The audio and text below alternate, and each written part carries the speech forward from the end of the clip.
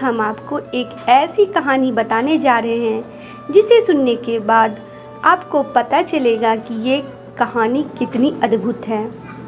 एक सर्प ने बताया, चाहे कितना ही पतिव्रता नारी हो, ये 3 बातें कभी उसे मत बताना, नहीं तो मुंह दिखाने के लायक नहीं रहोगे।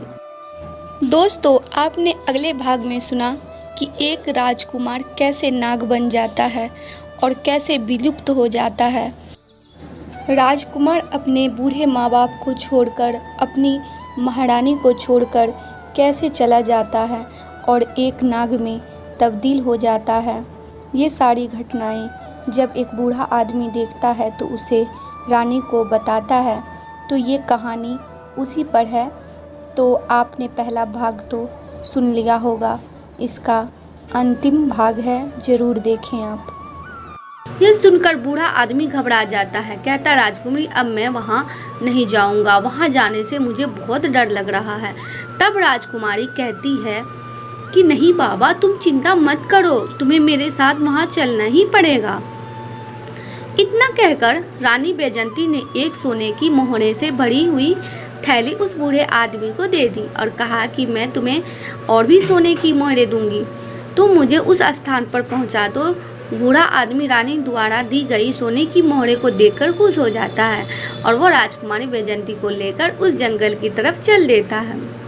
उसी स्थान पर जाकर बूढ़े आदमी ने बताया कि राजकुमारी, मैंने इसी पीपल के वृक्ष के ऊपर बैठकर के सब कुछ देखा। और राजकुमारी बोली, तो बाबा मैं भी आज उन्हें अपनी आंखों से देखना चाहती हूँ। इस प्रकार वो बूढ़ा आदमी और रानी बैजंती इस वृक्ष के ऊपर चढ़कर बैठ जाते हैं और वो इंतजार करते हैं। उस दरबार का दोस्तों इंतजार करते करते पूरी रात निकल जाते, लेकिन वहाँ पर कोई नहीं आता है। उस दिन ना तो कोई दरबार सजता है और ना कोई नाग आता है। अब तो बैजंती उस वृद्ध व्यक्ति पर क्रोधित हो जाती है और कहती है, बाबा तुमने झूठ बोला है और इसके लिए मैं तुम्हें कड़ी से कड़ी सजा दे सकती हूँ। वह बूढ़ा आदमी कहने लगा, नहीं महारानी, मैंने कोई झूठ नहीं बोला है, मैंने जो अपनी आंखों से देखा था वही आपको बताया था। रानी बोली, तो फिर आज क्या हुआ? बूढ़े व्यक्ति ने कहा, यह मैं भी नहीं जानता कि वो लोग आज क्यों नहीं आए। दोस्तों, रानी बैजंती निराश होकर अपने महल को लौट जाती है। इधर वो बूढ़ा आदमी मन ही मन परेशान रहने लगता है कि मैं रानी के सामने झूठा पड़ गया। वो बूढ़ा आदमी सोचने लगता है कि उस दिन कौन सी तिथि थी जिस दिन उस जंगल में दरबार लगा था। उसने ये बात ज्योतिषियों से पूछी। ज्योतिषी ने बताया कि उस दिन पूर्णिमा की तिथि थी, चंद्रमा पूर्ण तरह से उदय हुआ था और ऐसे अवसर पर देवताओं की सभाएं कुछ क्षेत्रों में हुआ करती है। हो सकता है तुमने उस सभा को देख लिया हो। अब तो वो बूढ़ा आदमी सोचने लगा कि अगली पूर्णिमा आएगी तब मैं रानी को लेकर वहां जाऊंगा। महारानी ने भी उस बूढ़े आदमी से कह दिया कि यदि तुम मुझे वह वृक्ष दृश्य दिखा दोगे तो मैं तुम्हें बहुत बड़ा इनाम दूंगा। इधर धीरे धीरे समय बीता और जब अगली पूर्णिमा की तिथि आई तो वो बूढ़ा आदमी महल में पहुंचा और महारानी से कहता है कि महारानी, आज आप मेरे साथ उस जंगल में चलो, आज मैं आपको वो दृश्य दिखाऊंगा। दोस्तों, महारानी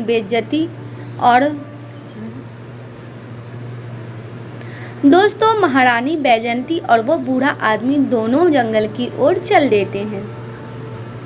वहां पहुंचकर रानी बैजंती और वह बूढ़ा आदमी उस पीपल की जड़ में छुपकर बैठ जाते हैं। जब रात्रि के 12 बजने का समय नज़दीक आता है तो वहां एक झाड़ू लगने वाला आता है। उसने झाड़ू लगाया, पानी का छिड़काव करने वाला आया, उसने पानी का छिड़काव किया। फिर थोड़ी देर बाद दरबार सजने लगा। धीरे धीरे वहां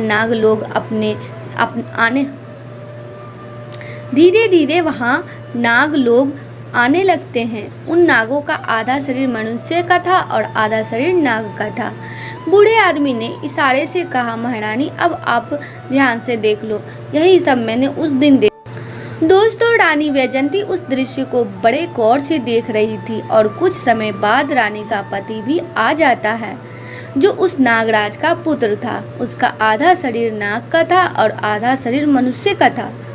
महारानी ने उसे देखा तो पहचान गई। कहने लगी कि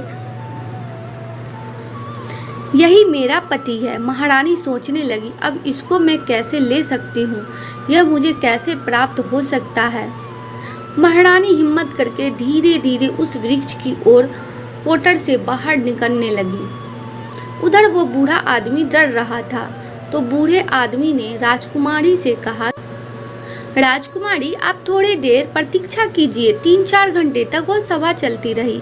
जब सभा समाप्ति का समय हुआ तो रवि नाग वहां से चले गए। राजकुमार भी उस पीपल के पेड़ के पास आकर बैठ कर रोने लगा।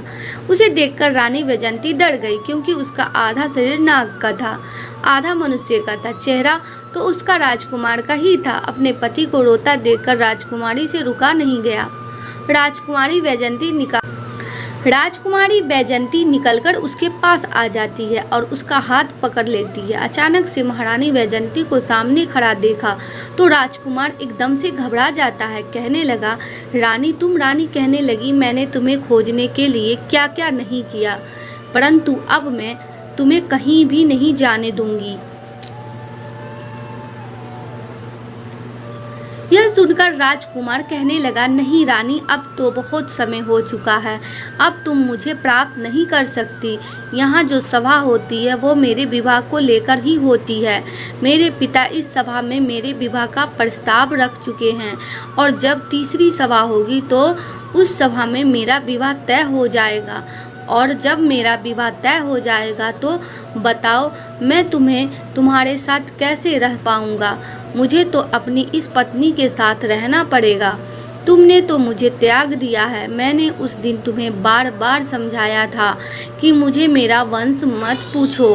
राजकुमार की बात सुनकर रानी वैजयंती रोने लगती है और बार बार अपने किए की क्षमा राजकुमार से मांगती है। राजकुमार को कहती है, राजकुमारी रोने का समय नहीं है, मैं तुम्हें एक उपाय बताता हूँ। यदि तुमने वो उपाय कर लिया तो शायद मैं तुम्हें प्राप्त हो जाऊँगा।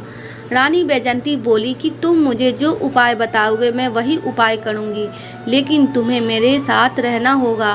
राजकुमार बोला, रानी अब मेरे जाने का समय, मुझे मेरे पिता के दरबार में पहुंचना है, परंतु अगली पूर्णिमा के दिन तुम्हें इसी प्रकार यहाँ आकर बैठ और जब यहाँ सभा लगने लगे तो ध्यान रखना, तुम चुपचाप महाराज का जो सिंहासन है उसके नीचे जाकर छुप जाना और जब मेरे विवाह की बात चले तो तुम उस सिंहासन से नीचे से निकलकर महाराज के सामने जाकर खड़ी हो जाना और फिर तुम मुझे महाराज से मांग लेना। अगर महाराजा ने कह दिया तो मैं तुम्हें प्राप्त हो जाऊंगा। इतना कहकर वो नाग वहां से अदृश्य हो जाता है। इधर महारानी वैजयंती और वो बूढ़ा आदमी अपने नगर को लौट आते हैं। रानी दुखी रहने लगी, पता नहीं मेरे राजकुमार को प्राप्त कर पाऊंगी या नहीं। इधर राजा चित्रसेन भी अपने पुत्र शोक में दिन रात दुखी। धीरे धीरे समय निकला। इधर महारानी सोच रही थी कि अब चाहे कुछ भी हो जाए, अगली पूर्णिमा के दिन मैं अपने पति को पाकर ही रहूं। ये सोचकर अब रानी ने अब कथाओं को सुनना भी बंद कर दिया। धीरे धीरे समय बीता। जब तीसरी पूर्णिमा नज़दीक आई तो रानी मन में विचार कर रही थी कि आज चाहे कुछ भी हो जाए मैं अपने पति को लेकर ही लौटूंगी। और पूर्णिमा वाले दिन उस बूढ़े आदमी को लेकर उस पीपल के पेड़ के पास पहुंच जाती है। अब तो दोनों उस पीपल की जड़ में छुपकर बैठ जाते हैं और उस सभा के लगने का इंतज़ार करने लगते हैं। इधर रात्रि के 12 बजते ही दरबार लगने की तैयारी शुरू होती है। कुर्सियां लगती है और राजा का सिंहासन आता है। इधर रानी उस पीपल की कोटर से निकलकर उस सिंहासन के पीछे छुप जाती। बड़े ही विशाल शरीर वाले नाग वहां आकर बैठने लगते हैं। कुछ देर बाद राजकुमार का पिता जो नागों का राजा था वह भी आ जाता है। राजकुमार भी वहीं आकर बैठ जाता है। दरबार शुरू होती है। अब तो वहां बैठकर उनमें आपस में चर्चाएं होने लगती है। कुछ समय के पश्चात ही राजकुमार के विवाह की चर्चा आरंभ होती है। अब राजकुमार के विवाह की जब बात चली तो राजकुमारी की वैजयंती को मौका मिल गया। वह सिंहासन के नीचे से निकलकर राजा के सामने हाथ जोड़कर खड़ी हो गई। अचानक से एक स्त्री को वहां पर आया देखकर सभी सभा हड़बड़ा जाती है। तुम कौन हो और यहाँ इस सुनसान जंगल में मध्य रात्रि के समय तुम यहाँ क्यों आई हो? क्या तुम्हें मृत्यु का जरा भी डर नहीं है? जानती हो कि हम सब नाग लोग हैं और नाग लोग कितने जहरीले होते हैं, ये तुम्हें नहीं छोड़ेंगे। ये बात सुनकर वैजयंती कहने लगी, महाराज मुझे डर किस बात का, मैं तो तुम्हारी पुत्र वधू हूँ। तुम्हारे राजकुमार मेरे पति हैं, ना मानो तो उनसे ही पूछ लो, उनके साथ मेरा विवाह हुआ है। जब महाराज ने अपने राजकुमार से पूछा कि राजकुमार यह कौन है, तो राजकुमार ने पूरी कहानी अपने पिता को सुनाई और कहा, पिताजी एक दिन मुझे कुछ सपेरे ने पकड़ लिया और पकड़कर पिटारे में रखकर मुझे ले जाने लगे, तो मैंने अपने बचने के लिए उस पिटारे के अंदर 9 लखा हार का रूप बना लिया। उन सपेरे ने 9 लखा हार महाराज चित्रसेन के यहाँ दे दिया। मैंने सोचा राजा चित्रसेन को कोई पुत्र नहीं है, राजा की कोई संतान नहीं है, तो क्यों ना राजा के यहाँ मैं पुत्र बन जाता हूँ। तो मैं मेरी माया से पुत्र बन गया और कई साल महाराज के यहाँ रहता रहा। महाराज के यहाँ रहता रहा, राजमहलों का सुख भोगता रहा। महाराज ने अपने पुत्र की तरह मेरा पालन किया और उसी सुंदरी के साथ मेरा विवाह संपन्न करा दिया। परंतु एक दिन जिद करके इस सुंदरी ने मुझे मेरे वंश के बारे में पूछा कि तुम किस वंश के हो। मैंने इसे बहुत समझाया परंतु यह नहीं मानी, और जब नहीं मानी तो मैं जहाँ मेरा स्थान था वहाँ उन्हें लेकर गया और वहाँ पहुँचकर मैं अपने वास्तविक स्वरूप में और मैं अपने परिवार के पास चला आया। यह बात महाराज ने जब सुनी तो नागराज के कहने लगा कि देवी क्या यह सच कह रहा है? महाराज ऐसा ही हुआ था, मेरा विवाह इन्हीं के साथ हुआ था, जबकि पहले ने इनका पूरा शरीर मनुष्य का था। वैजयंती की बात सुनकर नागराज ने अपने पुत्र को फटकार लगाई कि पहले तो तुमने हमारी परंपरा के खिलाफ जाकर पृथ्वी लोक पर विवाह किया और फिर उसके बाद तुम इस स्त्री को छोड़कर हमारे पास वापस आ गए। तुमने यह अपराध किया है।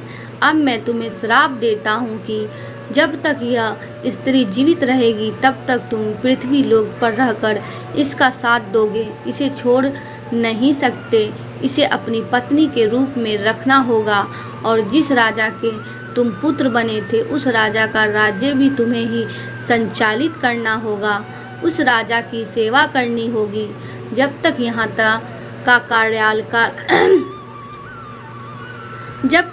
का कार्यकाल समाप्त नहीं हो जाता, तब तक तुम हमारे पास नागलोक में नहीं लौट पाओगे। अब तुम्हारा विवाह नहीं होगा। दोस्तों, नागराज ने वैजयंती को उसका पति प्रदान कर दिया। राजकुमार अब अपने पहले वाले स्वरूप में आ गया। उसके बाद रानी वैजयंती और राजकुमार ने नागराज से अपने पिता से सर झुकाकर आशीर्वाद लिया और अपनी स्त्री के साथ विदा लेकर वहां से चला आया। राजकुमार अपनी नगरी में आए तो वहां पहुंचकर उन्होंने देखा कि पुत्र शोक में व्याकुल होकर महाराज की स्थिति बहुत ही ज़्यादा खराब थी। महाराज के पास जब उसका पुत्र पहुंचा तो महाराज ने देखा तो वह बड़े प्रसन्न हुए। उन्हें ऐसा लगा जैसे समस्त बीमारियों से अभी अभी छूटे हुए हो। पूरे महल में खुशियां बनाई गई। समस्त बीमारियों से अभी अभी छूटे हो। पूरे महल में खुशियां मनाई गई। राजा साहब ने पूरे नगर में यह खबर भिजवा दी कि हमारा राजकुमार वापस लौट आया है। यह सुनकर संपूर्ण नगर में प्रसन्नता से उत्सव मनाया गया और राजा चित्रसेन और उनकी महारानी अपने पुत्र को पाकर बहुत खुश हुई। दोस्तों, इस प्रकार से रानी वैजयंती अपने खोए हुए पति को पा लेती है और बड़े प्रेम के साथ अपने पति के साथ रहती है। दोस्तों, इस कहानी से यही निष्कर्ष निकलता है कि चाहे कितनी ही पतिव्रता स्त्री हो, मगर उसकी जिस हट से आपके प्राण जाते हो तो वो हट उसका कभी पूरा नहीं करना चाहिए। जिस बात को बताने से स्वयं पर पारिवारिक जानों पर संकट आ जाए वह बात उसे नहीं बतानी चाहिए। जिस बात के कहने से स्त्री का, पिता का, माता का अपमान होता हो या आपकी मान प्रतिष्ठा धूमिल होती हो, उस बात को कभी भी अपनी स्त्री यानी कि अपनी पत्नी को नहीं बतानी चाहे आपकी पत्नी कितनी भी क्यों ना पतिव्रता हो। आज के लिए बस इतना ही। दोस्तों, आपको ये वीडियो पसंद आया है तो लाइक करिएगा, दोस्तों को शेयर ज़रूर करिएगा, चैनल को सब्सक्राइब करके बेल आइकन को ज़रूर दबाइएगा ताकि आने वाला वीडियो आपको सबसे पहले मिले। दोस्तों, मिलते हैं अगले वीडियो में, तब तक के लिए goodbye and thanks for watching my video.